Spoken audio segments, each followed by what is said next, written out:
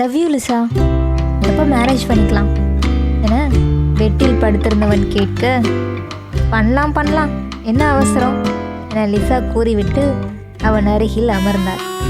அப்போ நீ சரிப்பட்டு வரமாட்ட, நான் வேற பொண்ணை பார்க்குறேன் என சுகுமார் கூறியதும் செல்லமாக அவன் நெஞ்சில் குத்தினாள் லிசா.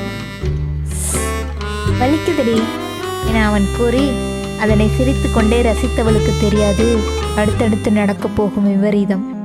அவனுக்கோ வலி அப்படியே இருக்க அது மெதுவாய் அதிகரிக்கவும் செய்தது.